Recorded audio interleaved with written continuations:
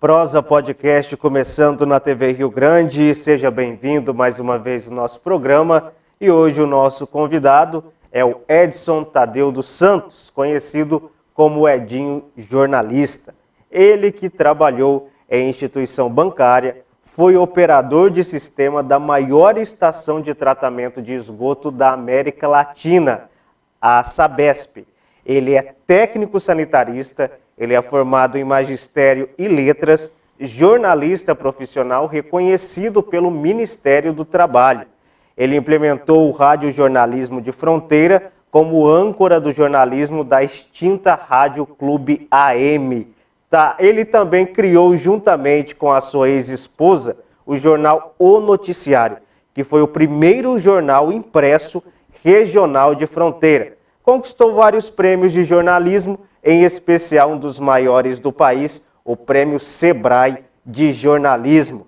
É marqueteiro político, coordenou a campanha eleitoral, as campanhas eleitorais, das quais saiu vitorioso em 6 campanhas. É mestre de cerimônia, analista de opinião política e por 18 anos foi coordenador geral de comunicação da Prefeitura de Fronteira.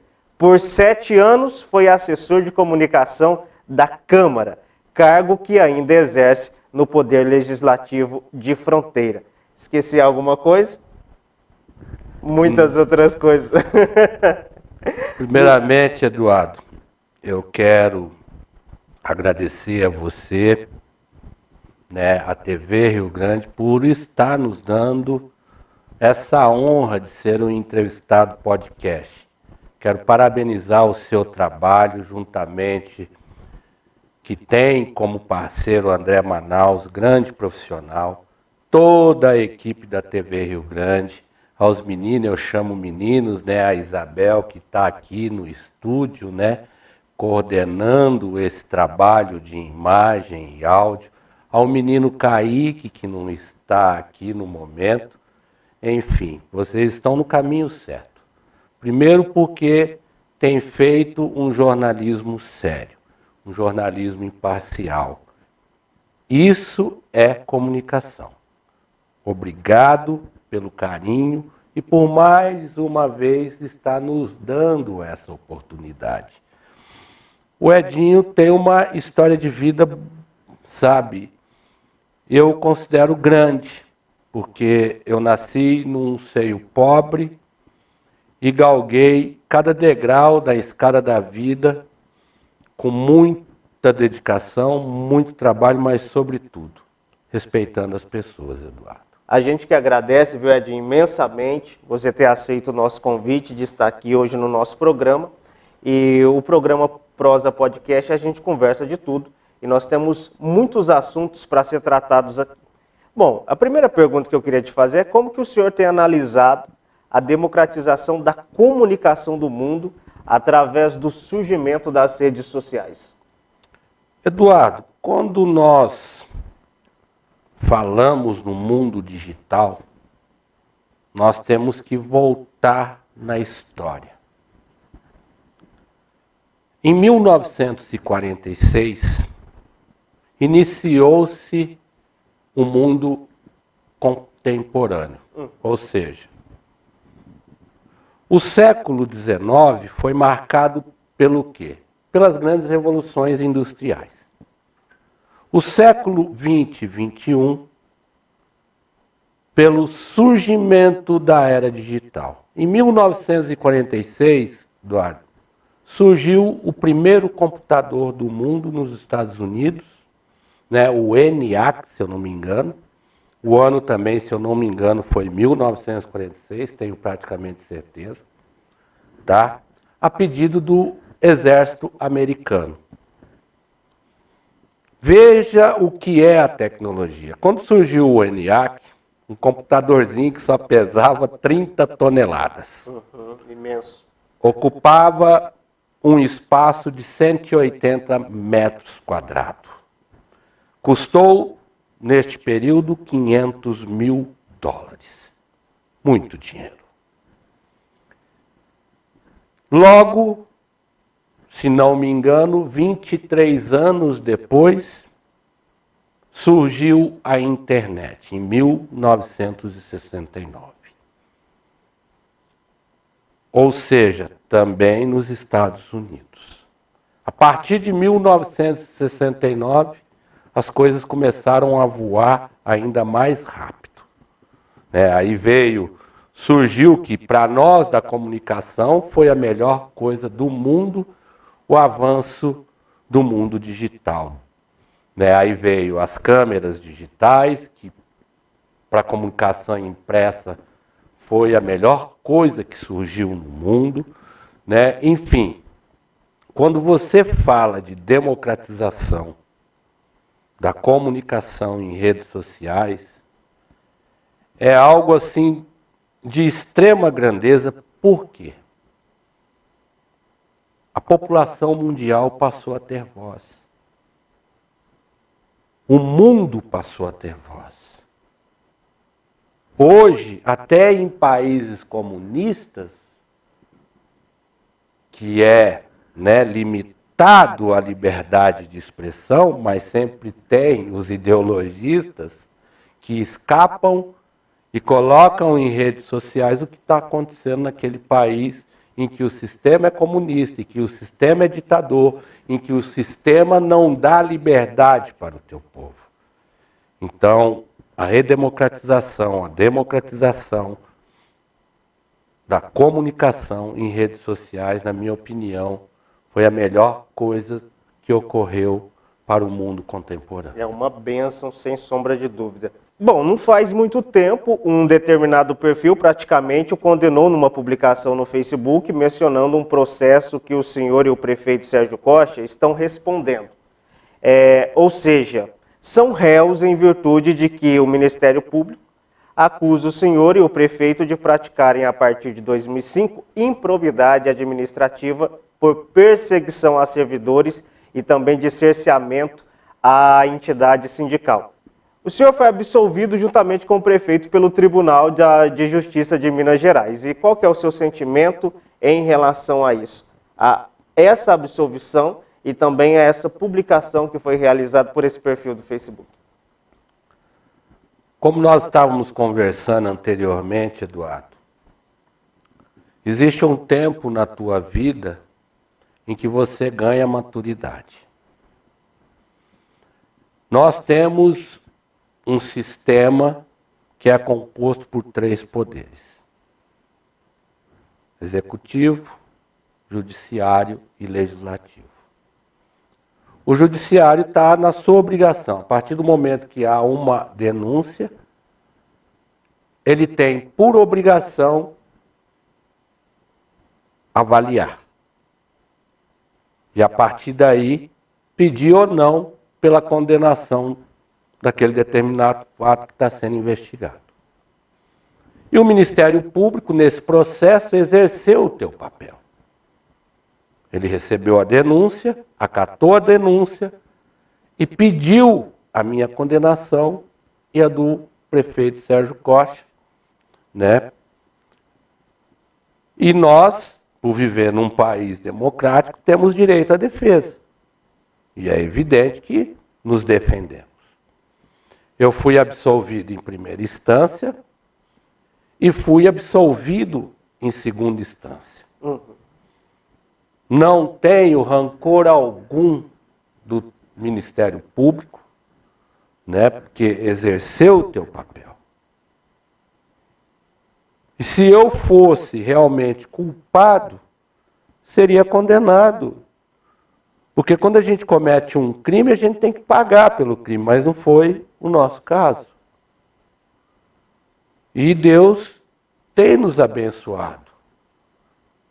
Fomos absolvidos em segunda instância. Mas o que é lamentável é que as pessoas criam uma celeuma tão grande, que faz questão de tentar te destruir. E é isso que nos magoa. Infelizmente, esse perfil, quando publicou, estampou a minha cara, a cara do prefeito, não agiu com imparcialidade. E isso é lamentável, sabe? Porque nós, da comunicação, não podemos simplesmente vasculhar a vida de uma pessoa e, de repente, encontrar lá ela respondendo a processos e imediatamente se aproveitar para querer ganhar audiência, desmoralizando pessoas que não foram condenadas, no meu caso e do Sérgio. O processo está tramitando, tá?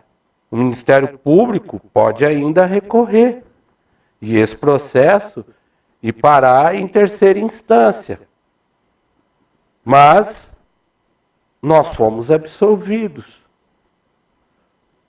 O que é mais lamentável ainda é que esse perfil deveria ter tido o mesmo bom senso, né? Vou usar assim ainda, Eduardo, de pegar agora a sentença do Tribunal de Justiça de Minas Gerais, onde tanto eu quanto o atual prefeito Sérgio Costa fomos absolvidos por unanimidade pelo Colégio dos Desembargadores que julgou esse processo. Ir lá e fazer a matéria do mesmo jeito que me condenou quando fez aquela publicação. Porque, na verdade, eles fizeram um jornalismo parcial, na primeira pessoa. Eles já abriram o título da matéria nos condenando. Né? Agora eles deveriam, né? Isso é ética. Né? Ética em qualquer setor, em qualquer segmento, é o que nós devemos ter, até mesmo dentro de casa. Mas, infelizmente, não foi isso que nós vimos acontecer. Eu lamento. O que passa a impressão é que o objetivo não foi informar, né, e sim prejudicar a imagem. Exatamente, Eduardo. Simplesmente deram a notícia para prejudicar, para manchar a minha imagem e a do atual prefeito de Fronteira. Você, como jornalista, como analisa isso? Nós já estamos vivendo momentos tão difíceis, né? Onde o ser humano deveria ter mais compaixão e amor pelo próximo. E, infelizmente, não é isso que nós estamos assistindo. Né? Nós estamos todos os dias presenciando, né, ataques desnecessários. E isso é lamentável, porque se nós queremos construir uma sociedade mais justa, mais humana, nós devemos ser mais humanos, principalmente na nossa profissão como jornalista. Eu tenho alguns assuntos polêmicos aqui para entrar com você. Eu quero falar sobre a nossa política aqui na nossa cidade e sobre algumas campanhas que você fez parte, inclusive do ex-prefeito.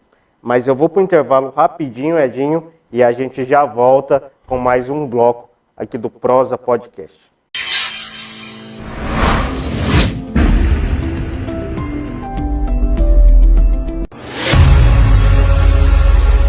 Em 1993, inauguramos nossa primeira loja. Somos gratos a todos os nossos colaboradores que se dedicaram em servir nossos clientes todos os dias. E desde 2003, somos eleitos como destaque do ano no setor de supermercados na cidade de Fronteira. E temos o compromisso de levar o melhor a você, cliente, pois você faz parte de nossa história. Nosso muito obrigado. Neves Supermercados. O barato ao seu lado. Estamos de volta, Prosa Podcast na TV Rio Grande, e hoje nós estamos recebendo o jornalista Edson Tadeu, popular Edinho. Edinho, para a gente começar mais um bloco, eu gostaria de entrar no assunto política, porque partidarista te chama aí de macaco que pula de galho em galho em virtude dos seus posicionamentos políticos. E como que você analisa essa questão? Eu acho que quando se trata de política, Eduardo, eu vou começar lhe respondendo da seguinte forma. Primeiro, eu não sou partidarista. Segundo, não trato política como torcedor de futebol. E terceiro, se todo o povo brasileiro entendesse o que é viver num país democrático, ao longo da nossa história, nós jamais colocaria no poder políticos que não prestam. Se todo brasileiro analisasse a política de forma fria, seria um macaco que pula de galho em galho. Até porque você falou bem, política não é time de futebol. Você não precisa ficar com aquele lá, porque você ficou certa vez. A gente muda de opinião. E a política está aí para isso, é por isso que tem uma eleição. É preciso isso, eu já deixei claro, Eduardo, muitas vezes, né? Respondendo a pessoas que vieram para o embate em redes sociais comigo. A partir do momento que eu sou um profissional da comunicação e eu me especializei em comunicação política, eu não sou partidarista. Eu não tenho grupos políticos. Quando você é convidado, no meu caso, para assumir a coordenação de uma campanha política,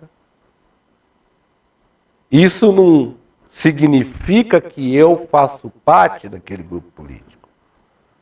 Eu posso aceitar ou não o convite. E quando eu aceito, eu sou um profissional que tem custo. Não é de graça. O meu trabalho não é de graça. E eu estou ali naquela campanha como profissional. E existe um acordo. Eu não estou naquela campanha como partidário, membro daquele grupo político. No entanto, quando eu me juntei ao grupo político do PSDB em 2004, nessa ocasião eu morava em Frutal. Tá?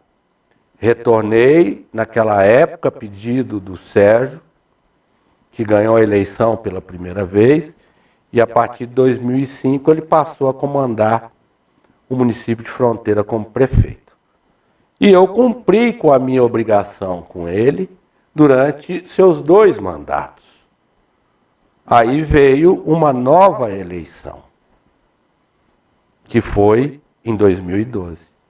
Foi a única eleição, Eduardo, que eu aceitei o convite do candidato, que na época era o ex-prefeito Marcelo Passuelo, por amizade. Não teve um acordo financeiro? Não. Por amizade. Houve sim acordos de eu assumir uma secretaria de comunicação, né, ter um trabalho com o jornal ou noticiário. Isso é normal, tá? Mas eu tinha uma vida cômoda, financeiramente, né, economicamente, né, socialmente no grupo do PSDB, né, em virtude da grande amizade que eu tinha pelo Sérgio. Mas eu já não tinha essa mesma afinidade com o Narciso que eu tinha com o Marcelo Passuelo, que era meu amigo, irmão. Tá? Então eu não poderia, naquela ocasião, apoiar o Narciso e deixar de apoiar o Marcelo. Então o que tinha entre você e o Marcelo, ou tem, é uma relação de amizade, mas você via nele um político? Eu acreditava que ele seria bom pelo fato dele já estar há muito tempo dentro do poder público como tesoureiro. Então a gente acreditava que seria diferente. Né? E eu acreditei. Até na época o ex-vereador, o Gancho, falou que eu era o cara mais doido do mundo, que eu precisava tomar Gardenal. O Gancho falou de jeito para mim. E ele não estava errado. Hoje você concorda com o que ele disse? Não, ele não estava errado. Porque nenhuma pessoa em sã consciência deixaria um grupo político em que eu fui profissional, tá? Coordenador geral do Departamento de Comunicação, para apoiar um candidato que tinha apenas um sobrenome de tradição política. Não tinha dinheiro, não tinha nada. Tá? Aí o Gancho falou que eu era doido, que eu era gardenal, que ninguém faria isso. E de fato, nenhum profissional faria isso. Eu fiz em consideração a grande amizade que nós tínhamos. Infelizmente, não vou detalhar, a outra grande pessoa nesse processo do Marcelo ser conduzido até a cadeira do executivo, teve outros nomes que foram de suma importância. O Zé Renato, né, que também outro grande amigo, meu irmão, também era do Marcelo, outro grande amigo, irmão. O senhor João Betel, né? Búfalo Bill, que foi seu vice-prefeito, já vinha numa caminhada com o MDB. Então, pessoas que teve a principal função para fazer com que o Marcelo se tornasse prefeito. Infelizmente, nós perdemos a eleição em 2012 por irresponsabilidades. Sabe? As pessoas não entenderam que aquele processo para vencer um grupo político que estava no poder e que vinha num ritmo governamental grande, o Sérgio transformando fronteira, né? Construção de PSFs, né? Reforma de hospitais, pavimentação no maior bairro da cidade. O Sérgio pavimentou na verdade foi o Sérgio quem pavimentou o Paçoelo inteiro. Então vinha num ritmo governamental grande, que era difícil ganhar de um poder que estava fazendo a grande transformação no município. E nós peitamos. E chegamos a um ponto de colocar uma campanha linda na rua, né, que foi reconhecida pelo próprio ex-prefeito, mas na época que ele reconheceu isso, ele já estava como prefeito, e foi um dos motivos que também deixou-me muito magoado, porque ele citou a beleza da campanha em 2012, mas em momento algum ele falou, de fato, quem eram os responsáveis. Tá? Aí veio 2016, Eduardo. Eu não o apoiaria. Você não ia apoiar ele? Não. Eu ia apoiar... Mas você apoiou. Eu ia apoiar a Cristiane Toquinho. O que aconteceu? A gente, como marqueteiro político, temos um projeto de campanha e ela é feita de acordo com o perfil do candidato. E eu tinha um projeto de eleição para a Cristiane de acordo com o perfil dela. Ela já vinha numa entoada, né, grande politicamente, né, ela era presidente da Câmara naquela ocasião, foi grande como vereadora, fez uma administração perfeita na Câmara, devolveu cerca de R$1.200.000 naquela época para o Narciso. Eu lembro desse. Coisa que jamais havia ocorrido no município de Fronteira. E ela vinha crescendo de forma acentuada nas pesquisas do município. E quando nós falamos de que forma seria a campanha dela, infelizmente não concordaram. Eu falei que se não fosse do meu jeito, que eu não iria participar. Aí você pode falar, mas Edinho, você foi autoritário. Não, a gente é o profissional.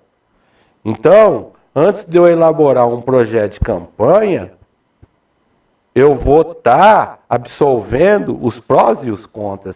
Então eu vou apresentar um projeto baseado exatamente com o perfil da candidata, a qual vai se comunicar com a população de forma correta. Pra você ter uma ideia, eu nunca vi uma convenção em 2016 como foi a da Cristiane. Deu mais de 800 pessoas. Eu estava lá, eu lembro bem. Tá? Nunca vi algo tão grandioso.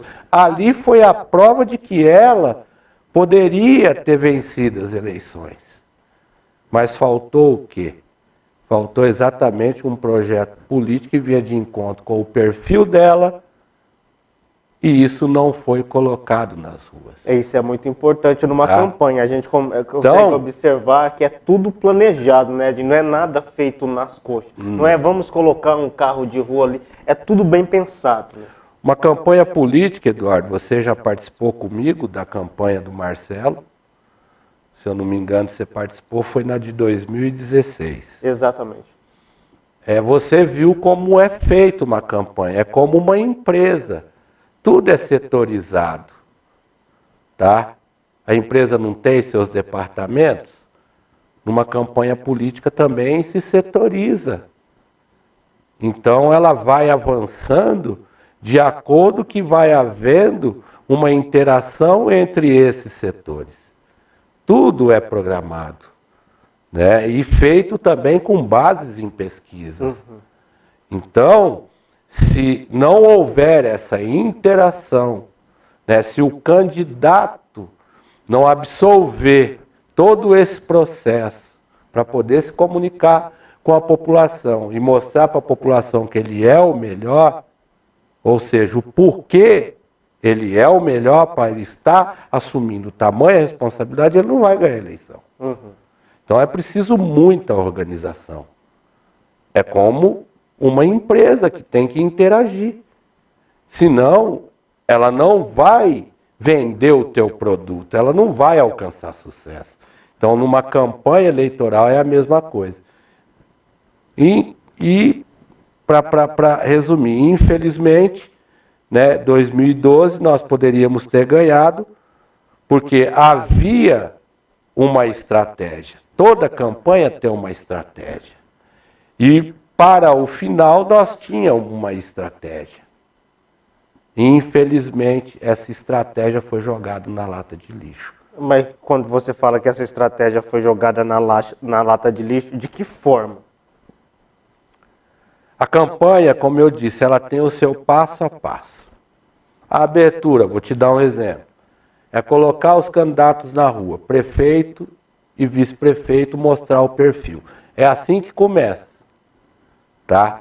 Criar toda a comunicação visual da campanha, criar slogan. Então, isso é feito antes. Tudo é feito antes. A apresentação dos candidatos. Então, há todo um processo. Primeiro passo é esse, segundo passo esse, terceiro passo esse, quarto, quinto e último é esse, a estratégia. São estratégias que a gente não revela, tá? No mundo do marketing. Mas era a facada final para ganhar a eleição. Infelizmente, as outras pessoas que estavam e faziam parte da coordenação da campanha pegou essa última estratégia e simplesmente jogou na lata de lixo. No entanto, para você ter uma ideia, se eu não me lembro, nós perdemos a eleição em 2012 por uma diferença de 103 votos. Na verdade, 53 votos. Que aí divide. Ou seja, para um candidato que só tinha um sobrenome de tradição política, que não tinha uma história de uma pessoa que construiu algo altruísta na cidade. Marcelo sempre foi tesoureiro da prefeitura. Tá? Não que eu esteja menosprezando ele. Não, não é isso. Normalmente a gente olha os candidatos, né, ao executivo, pessoas que têm uma bagagem, né, um currículo, né. Então, o Marcelo, ele foi lançado em virtude do seu sobrenome de tradição política, que ainda era muito forte na cidade, né. E nós acreditávamos que o Marcelo seria um ótimo prefeito, em virtude também do seu legado como tesoureiro da prefeitura, por conhecer a parte interna, administrativa da prefeitura, né? Então nós acreditávamos que ele faria uma gestão administrativa e, ao mesmo tempo, uma gestão social muito grande. Ou seja, teria um olhar empreendedor para fazer com que Fronteira avançasse cada vez mais. Uma pergunta que fica para você me responder depois do intervalo. Se o Marcelo, na sua opinião, foi um bom prefeito. Você me responde daqui a pouco, a gente volta em 1 minuto, é rapidinho, com a terceira parte do Prosa Podcast.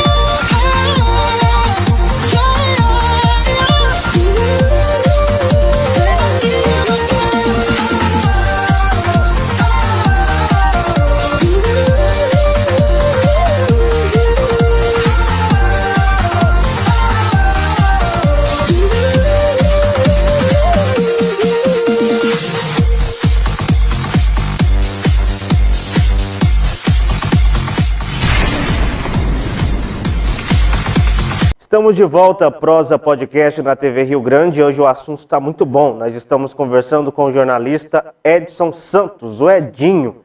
Nós estamos trocando uma ideia muito boa aqui, um bate-papo bacana.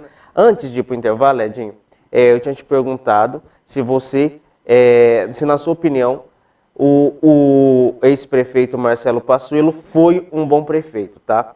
Eu quero que você me responda essa pergunta e eu já complemento a pergunta perguntando por que você não apoiou ele em 2020. Eu vou ser muito objetivo na resposta. Como eu muitas vezes disse para você, as pessoas têm o Edinho às vezes como um cara polêmico. Não, ser verdadeiro, franco, não significa que eu sou polêmico. Não, ele não foi um bom prefeito. E te enumero vários motivos, mas eu vou encurtar. Certo. Tá? Primeiro, lógico que ele tem sim alguns méritos durante o seu exercício. E quando você pesa na balança o que foi bom e o que foi ruim superou o que foi bom. Por exemplo, ele deixou de cumprir cerca de 70% do seu plano de governo. É muita coisa. Eu jamais esperava se deparar com a dívida que o atual prefeito se deparou em termos de gestão. Um gestor ele tem que equilibrar a balança. Ele não pode gastar mais do que ele arrecada. E durante os 4 anos do Marcelo, ele gastou mais do que arrecadou. Ele deixou de priorizar coisas mais importantes. Por exemplo, saúde, educação. Acertou no quesito mostrar uma cidade bem pintada no centro da cidade, reconstruiu de uma certa forma o visual do centro da cidade. Ele acertou aí.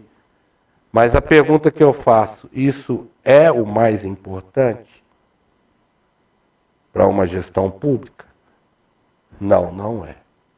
O mais importante é você priorizar a saúde, priorizar a educação, assistência social e, na medida do possível, você vai revitalizando a sua infraestrutura urbana. E não foi isso que aconteceu no governo do Marcelo. Infelizmente, o Marcelo deixou de olhar para as pessoas que poderiam ter te ajudado muito para dar ouvido a quem nunca entendeu de nada. Nada. E é exatamente isso. Eu não o apoiei em virtude de vários motivos e que aconteceram. Principalmente entre eu e ele. E não foi dinheiro e não foi nada disso. Mas da forma que nos quis tratar. E ele não estava nesse patamar para querer humilhar companheiro da forma que ele humilhava. Então, no meu caso, ele ainda estava num patamar muito inferior com relação à minha história de vida. E se foi prefeito, contou com a minha ajuda e de outros companheiros, como eu citei lá atrás, Zé Renato, João Betel, o ex-vice-prefeito Búfalo Bill, e que fomos, sim, descartados por ele. Ele passou a dar voz a outras pessoas e deixou de lado quem começou a projeção dele para sentar naquela cadeira. Falaram que eu cuspi no prato. Não, quem cuspiu no prato comeu foi ele, não eu.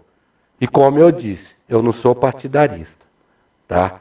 E a partir do momento que ele não cumpriu com as suas obrigações, eu não tenho a obrigação de apoiá-lo. Então ele não cumpriu comigo, então eu não tenho a obrigação de apoiá-lo. Não falo só no quesito negociação, eu, Marcelo Passuelo, mas falo de respeito, tá?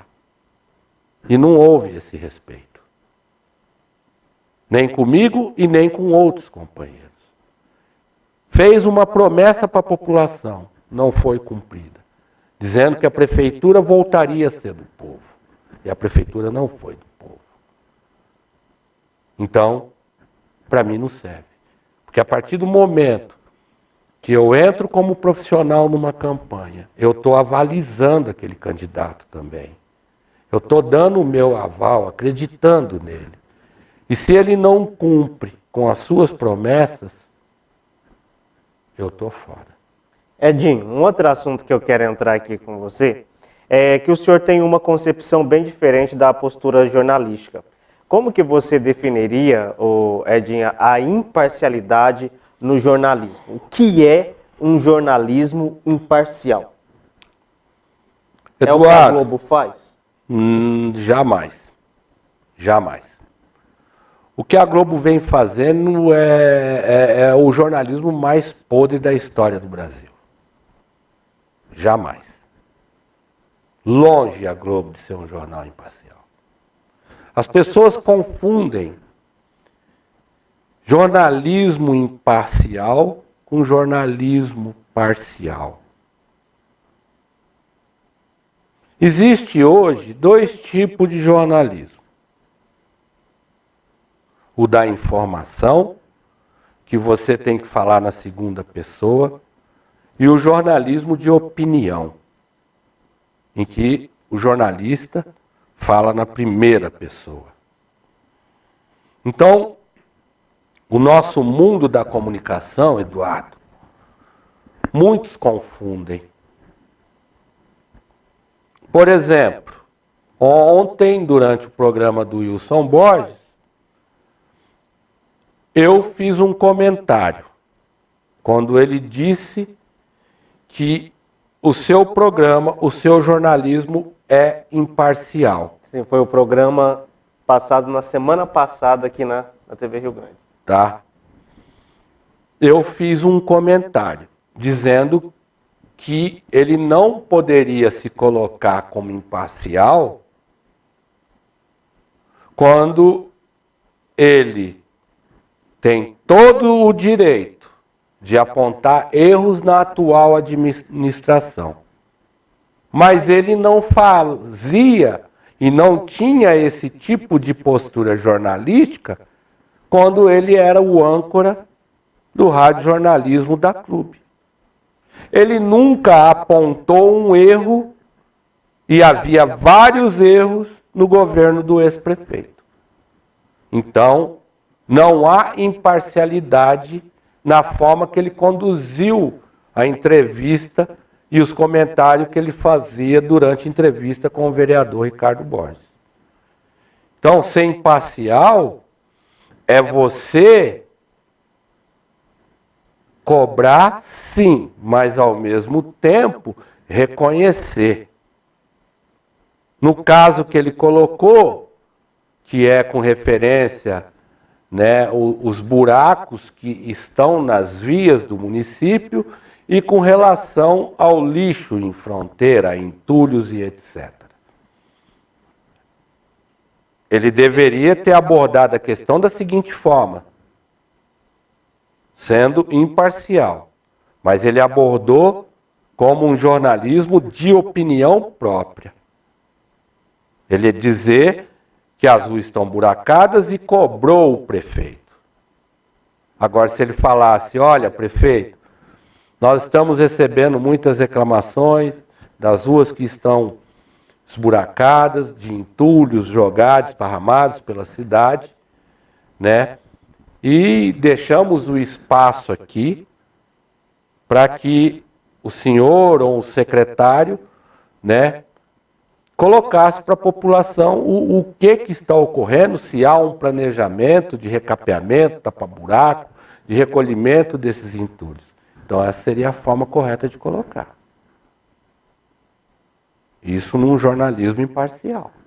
Agora, num jornalismo de opinião, eu vou criticar, olha, prefeito, vamos tapar o buraco da rua lá no Anjo Passuelo, vamos recolher o entulho que está jogado lá. Então é diferente. Agora, da mesma forma que ele aborda hoje, ele tinha que abordar lá atrás. O porquê que lá atrás não foi abordado? Porque recebia do governo? Edinho, como que você analisa o caso do Dr. Basílio? Vamos trocar aqui de assunto, porque esse caso do Dr. Basílio tomou as mídias sociais nesses últimos dias aqui na cidade.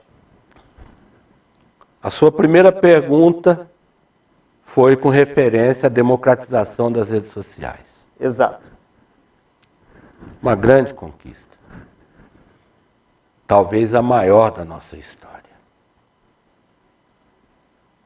As pessoas têm que ter, em primeiro lugar, em primeiríssimo lugar, Eduardo, que rede social não pode ser tratado como esgoto.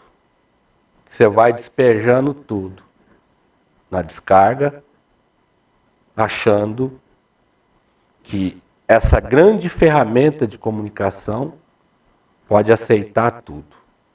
Essa é a primeira questão. A segunda questão, quando você se coloca como jornalista, tá? Principalmente investigativo, a primeira coisa que você tem que fazer é investigar. O caso do Dr. Basílio é algo seríssimo. Acusações sérias.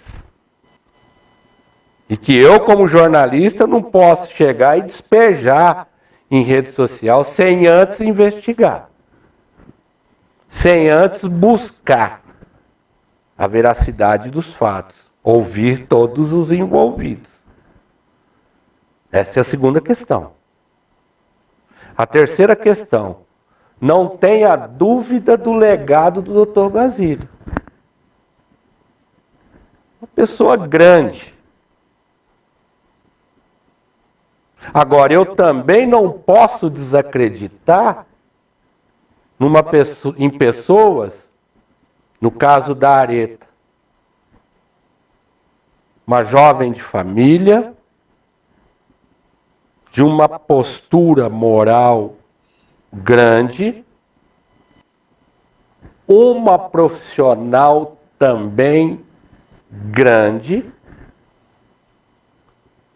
que tem uma família de tradição no município, uma pessoa que eu nunca vi ser mal educada com ninguém, eu nunca vi,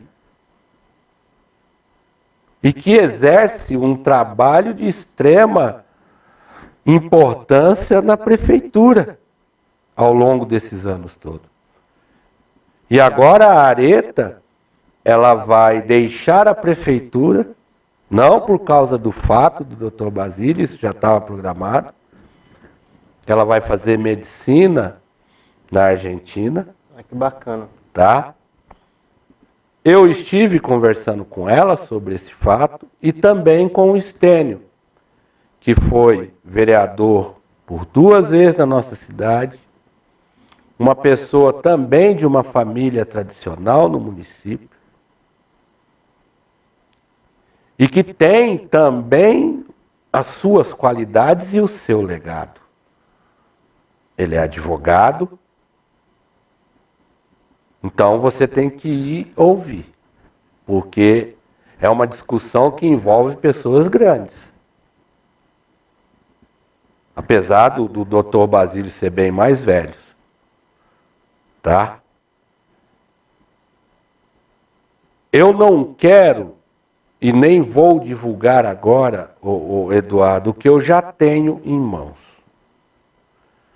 A única coisa que eu posso te afirmar, que tudo que estão dizendo na internet não corresponde à verdade. Não houve agressão do Estênio com o Dr. Basílio. Esse fato não aconteceu? Não. O Estênio jamais agrediria o Dr. Basílio. E há provas disso. Há provas. Tá? O que houve, como eu disse para você hoje, o Estênio deve se manifestar. Eu pedi para que ele se manifestasse, tanto na TV Rio Grande, como no jornal ou noticiário e na própria página da prefeitura, para nós fazermos uma coletiva de imprensa com ele. Tá? O Estênio foi de uma forma tão generosa que eu vi gravações e que ele me colocou o seguinte: Edinho, apesar de eu estar sendo atacado, eu quero continuar preservando a imagem do Dr. Basílio. Por isso que até agora eu não me manifestei, porque se eu for me manifestar, eu vou ter que mostrar tudo que eu tenho aqui. Eu falei para ele: você é quem está sendo acusado. Então, a minha opinião, Estênio, é que você faça a coletiva com a imprensa. Porque você também está deixando a prefeitura, não por esse motivo, Eduardo, porque ele também já está cursando medicina em Fernandópolis. Tá, o Estênio vai fazer medicina. E ele vinha, sim, fazendo um grande trabalho na saúde. Tá? A maioria dos programas aí, né, oftalmológico, né, ultrassom, óculos, isso aí foi projetado lá atrás, juntamente com o Estênio. Então, muita coisa o Estênio ainda tinha em mente em estar colocando na prática no setor de saúde para melhorar a vida das pessoas. Jamais eu acredito veemente que o Estênio encostaria um dedo no Dr. Basílio. Mas nós vamos saber da verdade em breve. Tá? O que o Estênio quis foi acalmá-lo. Em conversa que ele estava tendo com o Dr. Basílio, mas, infelizmente, a coisa ganhou uma outra proporção. Não sei quem começou publicando essa questão em rede social, né? Que eu acho que deveria ter pensado antes de publicar e acusar. A gente não pode guardar rancores e querer se vingar de pessoas publicando inverdades em rede social. Porque se for processada, terá que provar na justiça. Isso é fato. Tá? Então vamos aguardar a Areta, o Estênio, numa coletiva, talvez pode ter até mais pessoas, tá? Que foram, segundo elas, ofendidas barbaramente pelo Dr. Basílio. Tá? Então, pelo que você está falando na história, é bem diferente do que está circulando. Exatamente. Então, não estou dizendo que o doutor está errado e que lá está certo. Uhum. Mas eu vi gravações comprometedoras. Tá? Então, é preciso que as pessoas tenham cautela. que não saem acusando sem antes ter a noção do fato geral, sem antes ouvir todas as partes envolvidas. Já publicaram, condenando o secretário de saúde, recentemente agora num perfil colocaram uma arte lá, condenando a Areta, o Estênio, e isso dá processo. Porque vão ter que provar na justiça que de fato o doutor Basílio foi ofendido e agredido. Perfeito.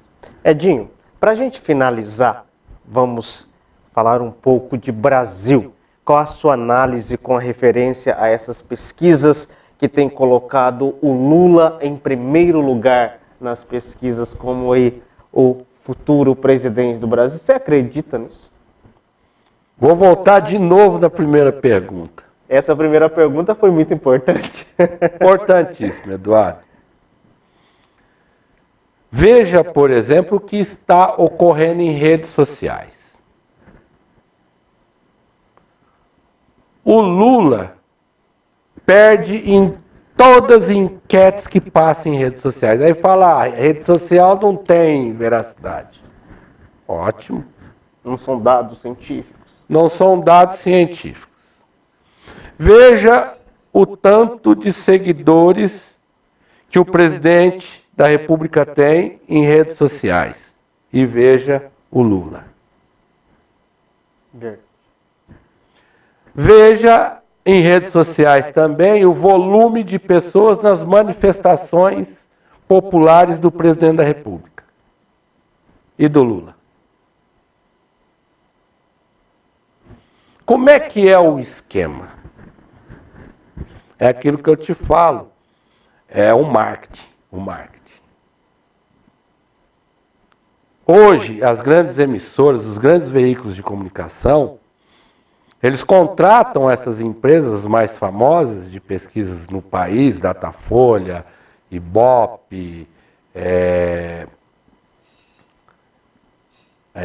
Vox Populi, né? Dentre várias que tem. Entre outras, para fazer pesquisa.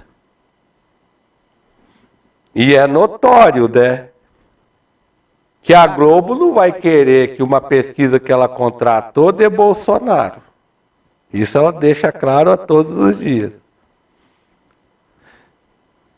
E o que foi projetado? É o jogo. Esses institutos colocaram Lula com uma margem bem, né?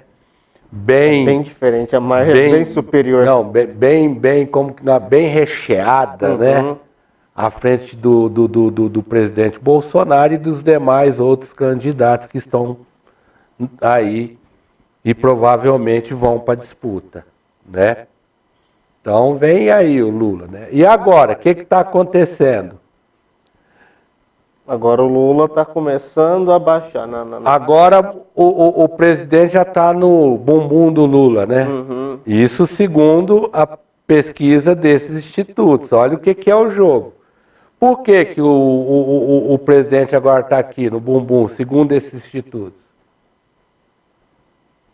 Eles têm a verdadeira pesquisa. Eles estavam fazendo esse tipo de pesquisas para tentar, de fato, virar a cabeça do eleitor brasileiro. Então, como eles viram que não está dando resultado essa tentativa de lavagem cerebral, agora eles vão mudar o esquema. Agora o presidente encostou. Até o dia das eleições o presidente está na frente. Para eles não ficarem ruins, em descrédito com a população. Esse é o jogo. E já estão em descrédito há mais tempo do que imaginam, né? Eduardo, é muito simples você verificar que não há sentido algum nessas pesquisas. Basta observar o que vem acontecendo no dia a dia do presidente da República. Sabe, todo lugar que esse homem vai, ele atrai multidões. Todo lugar que o Lula vai, o que o Lula tem atraído? A não ser fora daqui, ladrão, isso, aquilo. Mas o PT ainda tem uma seita com milhões de seguidores. Para mim o PT é uma seita. Tá? Para outras pessoas, uma organização criminosa. O que eu digo sempre, não quer votar no Bolsonaro? Vota numa terceira via, gente. Sabe, tem o Ciro Gomes. Mas PT nunca mais. Gente. Pelo amor de Deus, é o que eu disse lá. Nós vivemos num país democrático. E quando se trata de política, nós temos que ser um macaco que pula de galho em galho, Eduardo.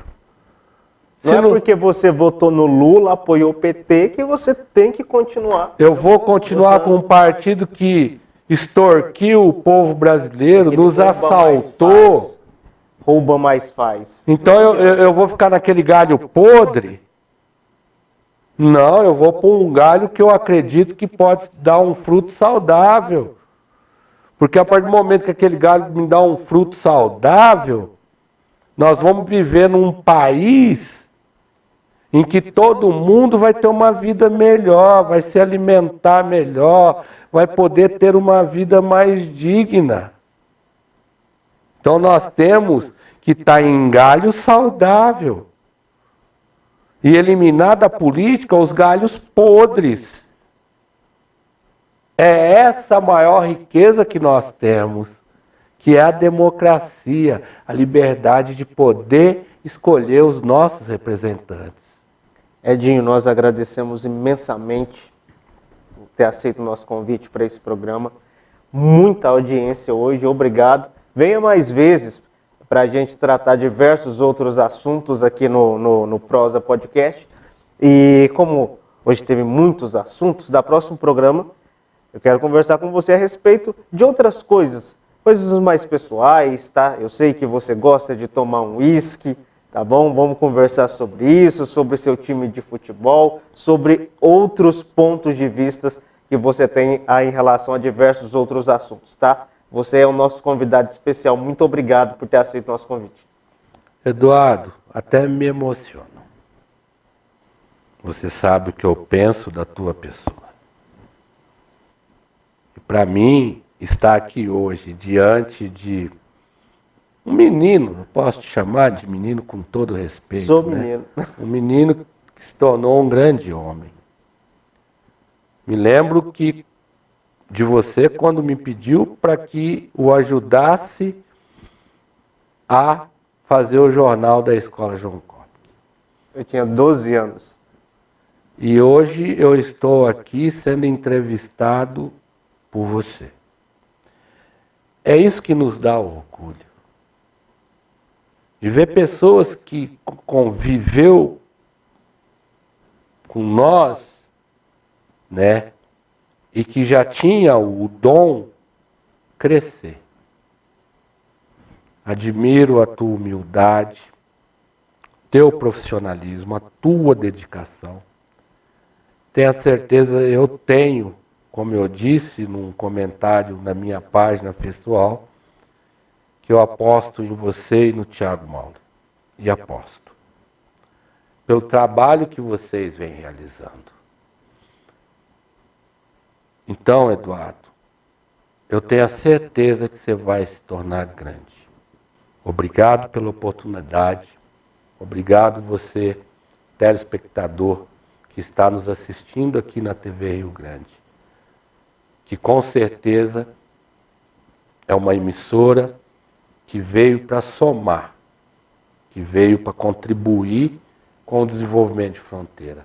São poucas as cidades que têm uma comunicação tão profissional como Fronteira.